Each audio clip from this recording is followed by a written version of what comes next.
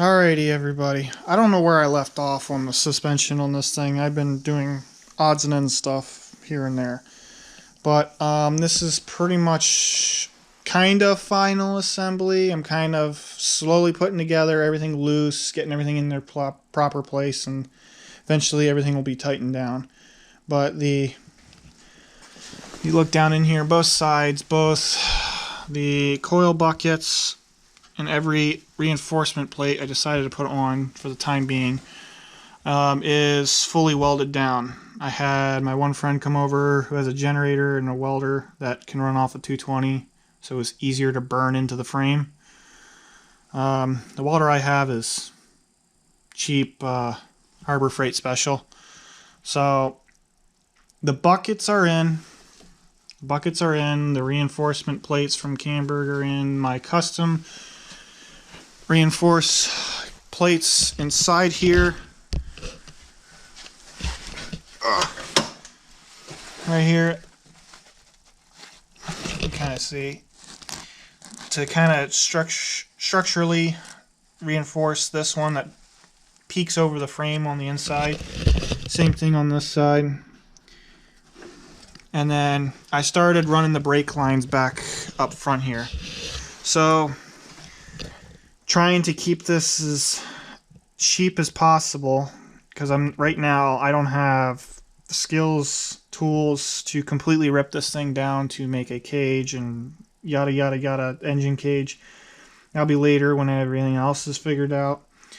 Trying to reuse things that the truck already came with will save me money in the long run. So the brake lines here are the stock brake lines, kind of massaged into slightly different places. I have these, what's known as like P-clips in the semi-truck world. These, hopefully you can kind of see it. Basically a 3/8 bolts goes through them, and you can tie down lines, wiring with zip ties. I decided to get a couple of these from work to use. So we got the plastic, which this is supposed to go into the frame, but go into the plastic. I'll have a zip tie on this too. Same thing over here, kind of. I'm probably going to take this plastic piece off. Two of them, plastic pieces I'll reuse. You can kind of see one there, right there. One down there. And then we'll use zip ties.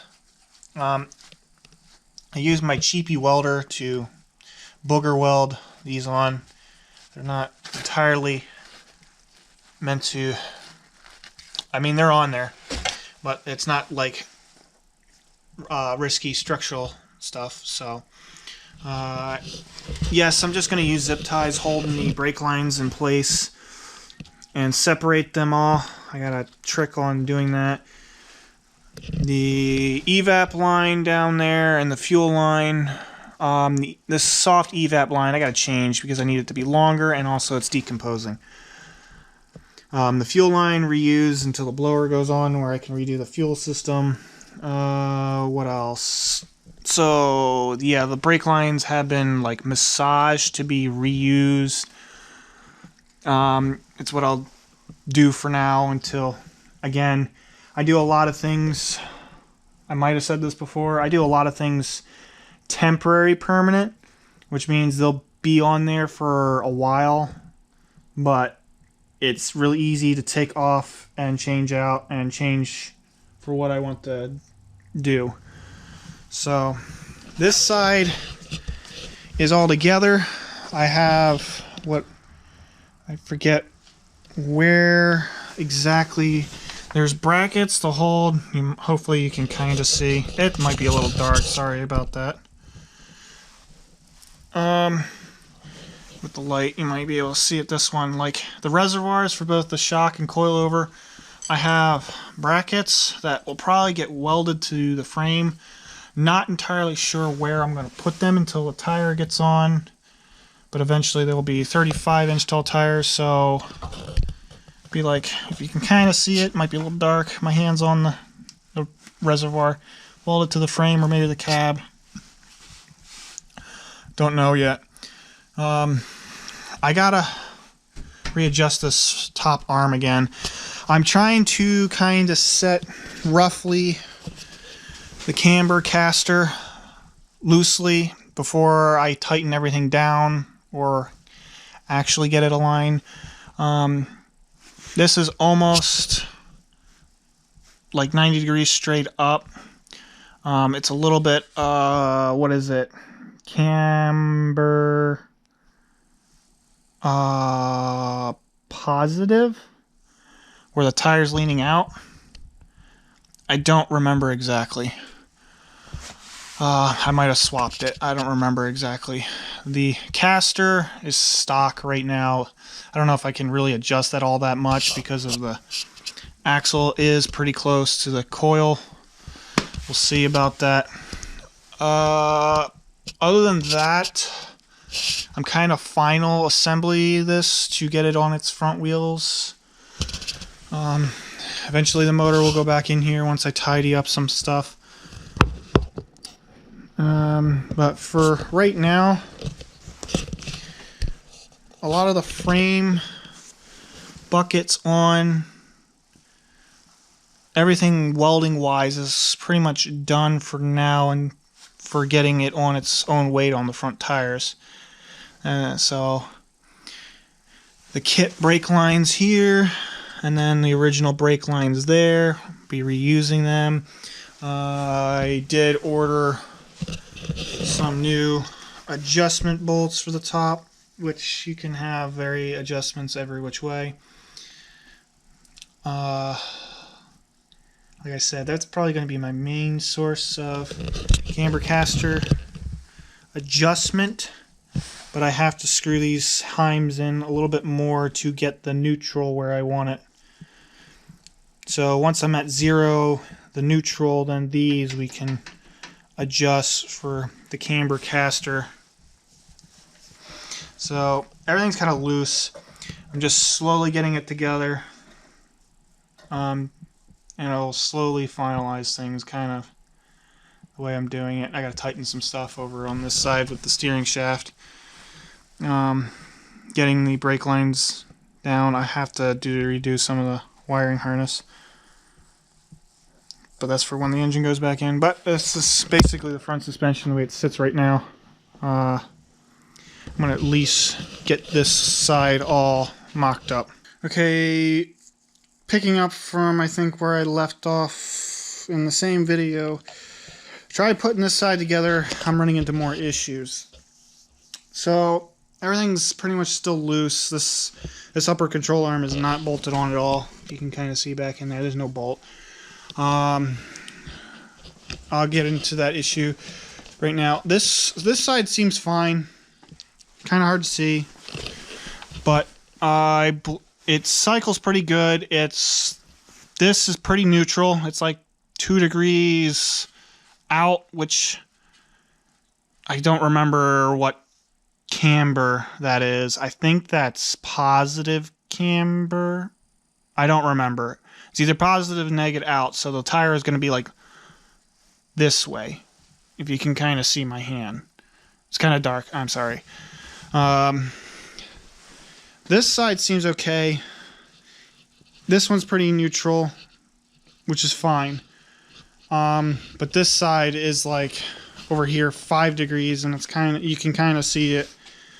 Same kind of problem. The rotor is kind of like 5 degrees negative camber pointed out, just like the other side's like 2 degrees, 1 or 2 degrees. It's pretty neutral over there. I think it's fine.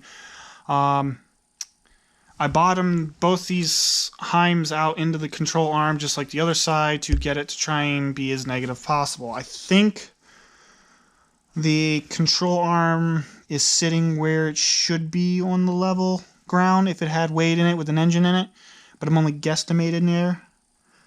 I can't get the bolts in because the heims can't get in there far enough. What I'm thinking is happening is the slip in there in the axle shaft, the slip joint, because you'll have the axle move out and in a little bit for the rotation of the arms and everything by the geometry. It's bottoming the axle out in there. So I'm just running into issues after issues with this, trying to kind of get this somewhat right together. Other than that, it's going together. I'm seriously considering just throwing this on a trailer and taking it to at least 2 people I know of in Michigan that would kind of do something like this. That's going to cost me a pretty penny, but whatever. Money's money. I can get more. Just be aware, fabrication and suspension work and stuff like that is not my favorite thing to do. I really don't like doing it.